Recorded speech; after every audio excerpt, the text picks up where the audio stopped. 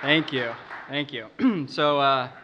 Hello, everyone, and welcome to the exploratory ethics seminar you're required to take for your bachelor's in computer science. I'm Kevin Barrett. My pronouns are he, him. I'll be your guest lecturer this class. I'm obviously a professor because I'm wearing a corduroy jacket.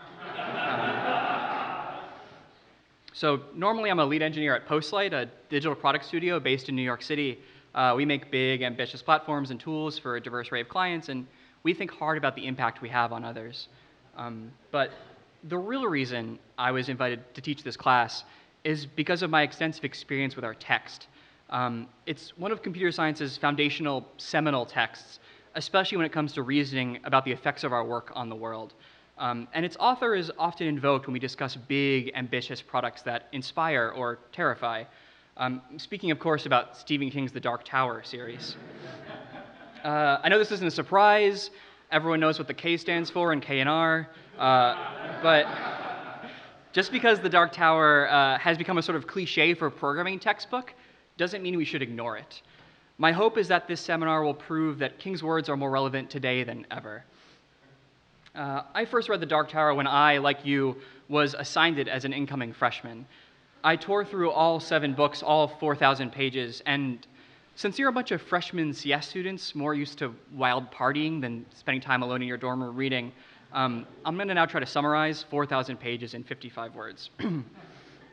So a gunslinger, descended from King Arthur, lives on a weird alternate Earth where a giant tower holds up 6 beams, and those beams keep the universe together. A lot of bad people are trying to destroy the tower/beams and unravel the universe. Also, sometimes the gunslinger teleports into our America, where he makes friends. So I basically cut out the entire story, and I just really suggest you read it. But it's enough for us to work with today. And as a quick note, you may know that this series was recently made into a major motion picture starring Idris Elba. You may wonder how they managed to shrink 4,000 pages into a 95-minute movie. Maybe they ended up with a plot summary similar to mine, but with more plot or a big cliffhanger and kind of a series of sequels. So no, they just lit any recognizable plot summary on fire. They had Idris Elba just doing everything he could to salvage the movie, and Matthew McConaughey was like generically evil, and there were lasers and stuff. Don't watch the movie. All right. So you can fit a lot of metaphor in 4,000 pages, and King manages to cover a broad array of programming topics. There's a set of magical orbs that all do slightly different things based on how you invoke them, which clearly corresponds to the Git command line. There are zombies. There's the idea that everything can be solved with a proper chat. And in the middle of the final book, there's the metaphor I want to cover today, the breakers. So by the middle of the final book, the universe is on the verge of collapse. 4 of the 6 beams that tie the universe together are broken. The other 2 could shatter any day. The sun has started to go out, and earthquakes rock every version of Earth. But there's still hope. The gunslinger and his teleporting American friends learn that they may be able to salvage the 2 remaining beams, thus saving their world and our world, at a place called Blue Heaven, which lies in the middle of a vast wasteland. And here, Professor King stretches his metaphor a bit. There's no clear correlation between Blue Heaven and anything on our world. Blue Heaven is described as a sort of like workplace, masquerading as an all-inclusive resort in the style of a college campus. There are like massages and fake graffiti on the walls, and some of the only fresh food left in the world, and gardens to stroll through and games to play. There's no workplace on our Earth that can really compare. Especially because, and this is where the metaphor really goes off the rails, but Blue Heaven is designed to make those who work there so comfortable that they never stop working, and they never stop to question the nature of their work. But even though we don't have any clear matches to real places on our Earth, it doesn't mean these descriptions don't apply to us all in some way. Software is a really cushy industry, even if you're on a tiny team forced to work out of a WeWork where there are only 2 craft beers on tap.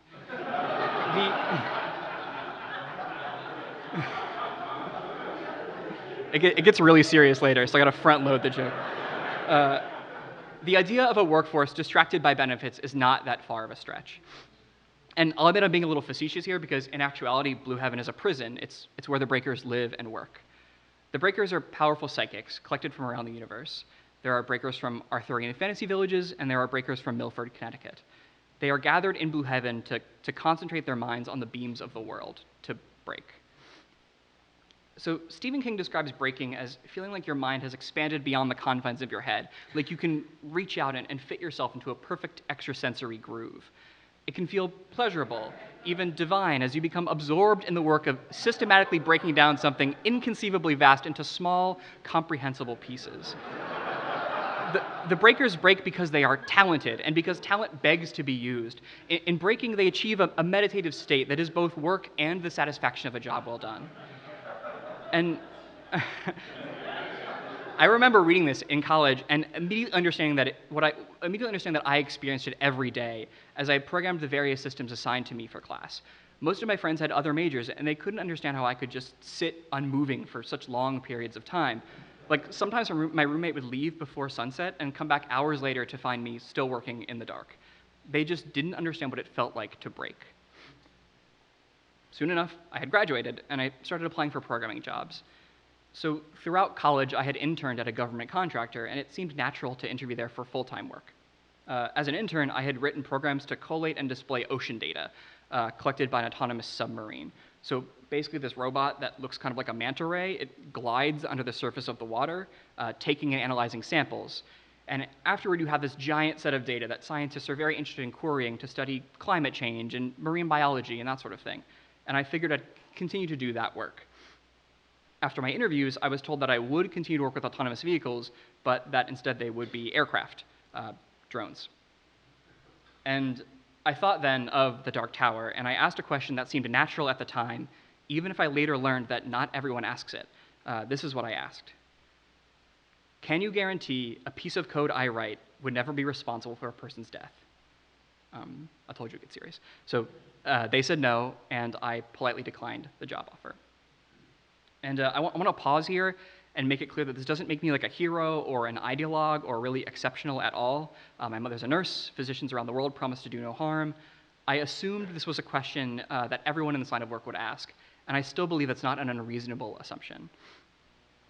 Regardless, I went home without that job. I realized that breaking wasn't all lofty meditation and abstract reasoning. It had real-world repercussions. And because our industry is really cushy, and because I'm an individual with incredible privilege, I was quickly able to find a different job, one that had me making iPhone apps instead of like Reaper apps. And I also want to emphasize that in this example, and for the rest of the talk, I'm going to try hard not to assume some sort of moral high ground. I don't get to tell you what's good or evil when it comes to software. But I do think that Mr. King was on the right track when he framed programming in this way. The upshot of all this is that I learned fairly early on as an engineer that what I think is a really important lesson: our work does not exist in a vacuum. It directly affects the world, and once released, it can't be put back in the bottle. Which means the most effective way to control the result of our work is to think hard about those results before you write a single line of code. So how do you do that? How do you try and anticipate the effect your code will have on the world? In trying to answer this question, I want to look at an example of someone who recently did this. Jack Paulson, a former senior research scientist at Google, who recently resigned when he realized his work was being used to build a censored version of their search tool in China. Mr. Paulson wrote an internal memo to the company explaining his resignation, and that memo was later published. It's a really well-written example of a single person choosing where to put their work, and I'd encourage you to just go read it for yourself. It's available online. But we can step through it now to look at how a programmer can envision the best and worst results of their own code. So first, ask leadership. Mr. Paulson begins his memo by citing a 2010 interview with Sergey Brin, Google co-founder, who, in explaining why the company left China originally in 2010, frames the move as being in opposition to censorship. That means there's historical precedent here of company leadership saying this might not be for the best. And when a leader sets a value like that, it draws engineers to come work for them, and they should be held to those values for future work. 2, ask experts. So he also cites the UN expert on freedom of expression and an activist who has run afoul of Chinese censorship in the past. Both say that a censored search tool would violate human rights, and both are excellent examples of people with precise content knowledge and without profit motive. 3rd, look to your company's published charters, contracts, and principles. So before this whole China thing, Google was also dealing with employee pushback on Project Maven, an artificial intelligence tool meant to help the government analyze drone footage and eventually aid their targeting. In response to that pushback, the company published a series of AI ethics principles that it promised would guide its future work. The China search tool is part of that future work, and Google search is powered by AI. Mr. Polson can point to two different principles that a censored search tool would contradict. Fourth, ask yourself, how could someone use this to do harm on purpose? So this is probably the most difficult question, both because software varies so much, and because it can be hard to imagine misusing a project you may have worked on for years. But it's important, because usually once you write a piece of software, you're not the one who gets to control how it's used. In Mr. Polson's case, he ends his memo by explaining his personal concern that a search tool he helped build would be used to strengthen the system of re-education camps China has established for its Uyghur minority. And he ends by connecting it back to the US, where he notes a history of using censorship to quash organized protest. So the answer that Jack Polson comes away with is that his work on a censored search tool could ultimately hurt people in a way he's not comfortable with. And with that conclusion in hand, he has a couple of options. He could choose to remain at Google, protesting and organizing from the inside while doing other work, which is totally valid, or he could resign. And in this case, Mr. Polson decided to resign. So while I'm not advocating the exact moral framework developed in this memo, or for the purposes of this talk, any moral framework, I do think an ethical system similar to these 4 questions is good practice before beginning any project. And I think that doing this sort of thing, like trying to get a sense of your employer's values and stacking those values up against ethical concerns, then acting on that assessment, it's an essential part of being an engineer. But it's also really hard work, like especially if you're the only source of income in a family, or if you're part of an underrepresented group in software, which means it falls on the engineers with the time and space to do this work, to actually undertake it, and to help their peers talk through concerns they might have, which means we should add a 5th step to this list: talk with your coworkers and peers. This is how change happens. That memo we just stepped through, that was first published on Google's internal social network, and the memo calls for signatories on an internal petition. But even if your company doesn't have an internal social network and petition system, simple chats with coworkers about the nature of your work will help everyone think through exactly what you're building. When you think about it, this is actually a form of empowerment, too. Okay, so that was all really heavy. I'm going to take a drink of water, and we're going to look together at this picture of Idris Elba eating a hot dog.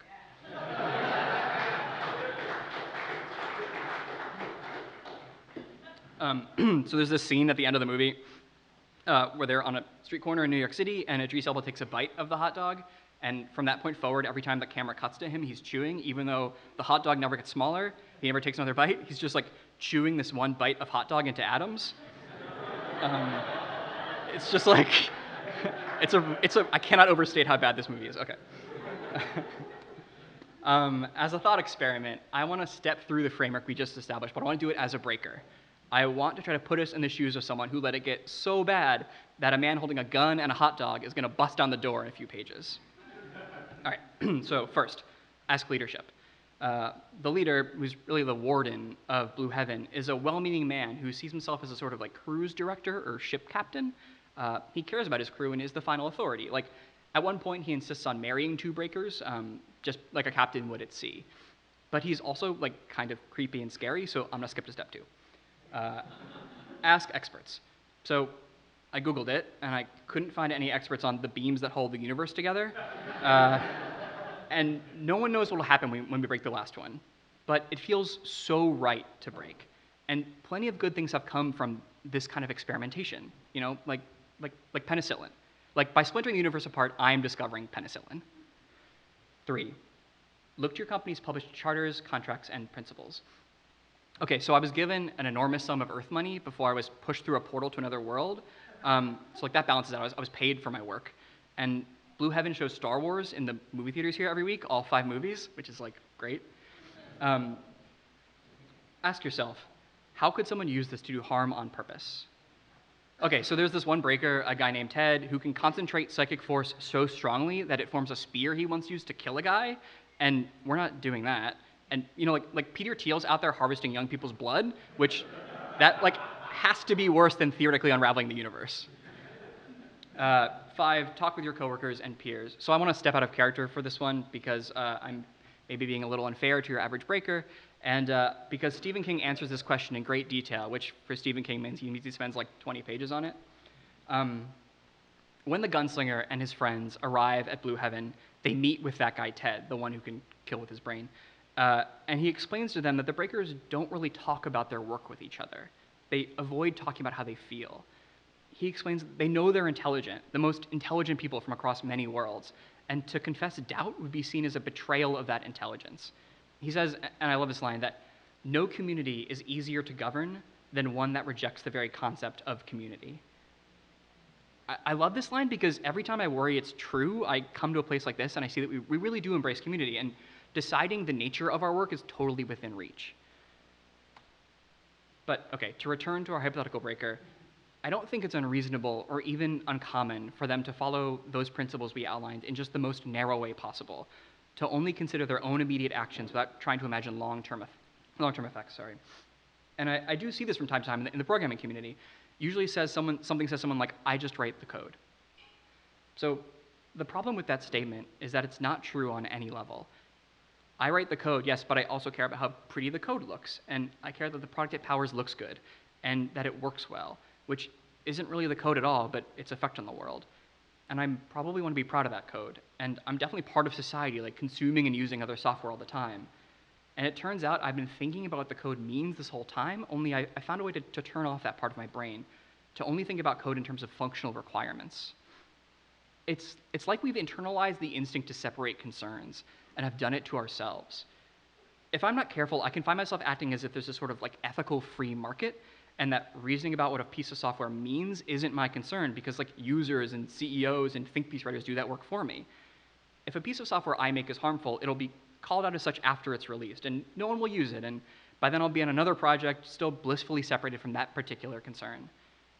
But I think it's clear to anyone in software that what we build can live on long after we're done working on it, and in ways we couldn't imagine. Like, so let's say you join a company that sets out to build a big data solution to reduce terrorism. And you're like, sure, no one likes terrorism, and let's name the company like Wizard Orb or like Palantir. And it kind of works. And there's a phone number you can call in the office to get anything you want delivered to your office for free, which is true because I also interviewed at Palantir right out of college, and the guy who showed me around had a couch delivered there so he could sleep there and work all the time. Looking back, it's like really scary how many companies I interviewed for that were like questionably ethical out of college. But then one day word comes down that the tech stack you built is being used to fuel a massive deportation system under the new administration, categorizing immigrants, some of whom are actually documented and just like forgot their wallet at a roadside stop. But your system was never built to understand forgetting wallets. And just the most stunning part of this flowchart for me, I don't know if you can see, is there's like a scales of justice with just an arrow pointing to a cage, as if the only option when you come out of a court is to be put in a cage. Anyway.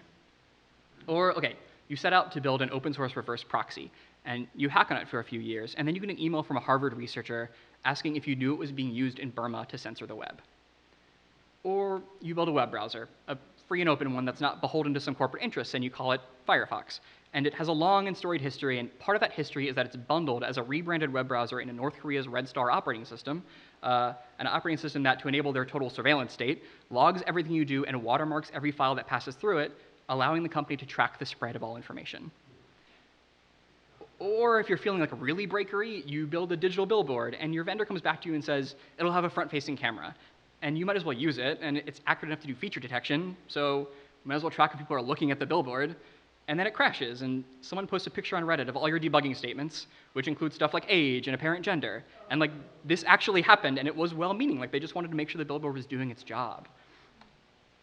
I think it's likely that the engineers who worked on these tools never foresaw their work being used in exactly this way. And just as a side note, this isn't to argue that we should not do open source work because someone can just take it and put it in their totalitarian operating system. Like, if anything, open source work is far less ethically threatening because we can see how it works and how it's deployed and what identifying information it stores. And when someone misuses open source work, we can use like licensing and public support to try and regulate that misuse.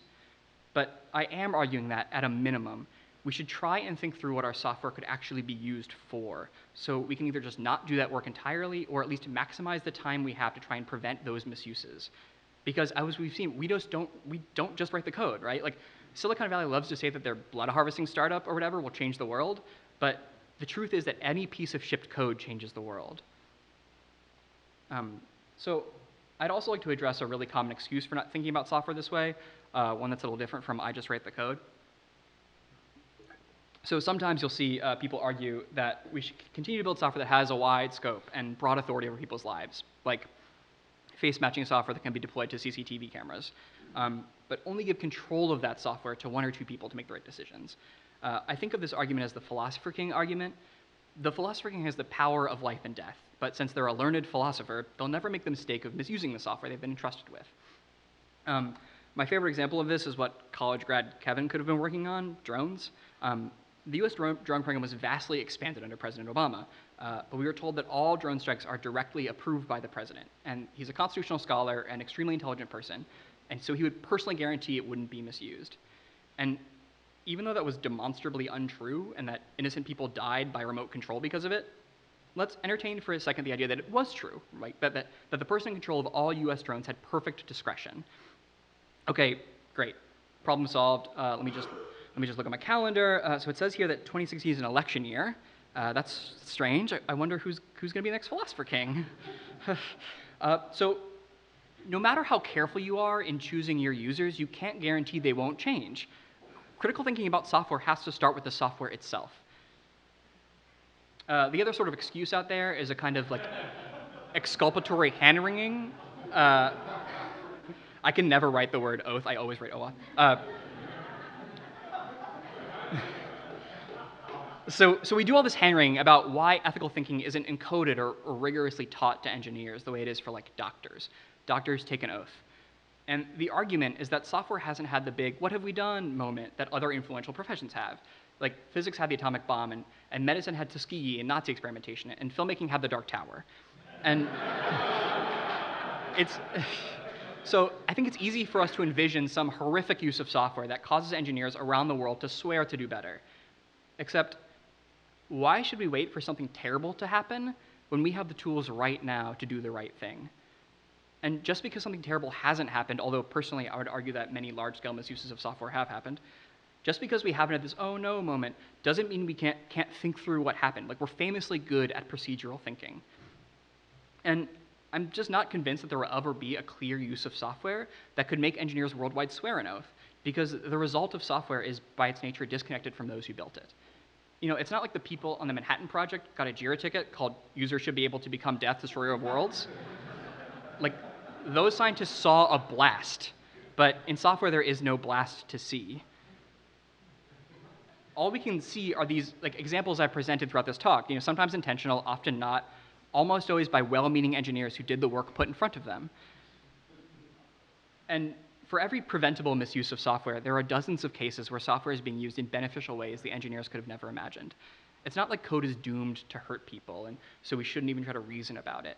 Software has eaten the world, but it hasn't eaten us, not yet. And I think that's because, whether they realize it or not, most engineers understand enough of what we talked about here today to ask the question, can you guarantee a piece of code I write would never be responsible for a person's death? And hopefully the answer to that question increasingly is yes.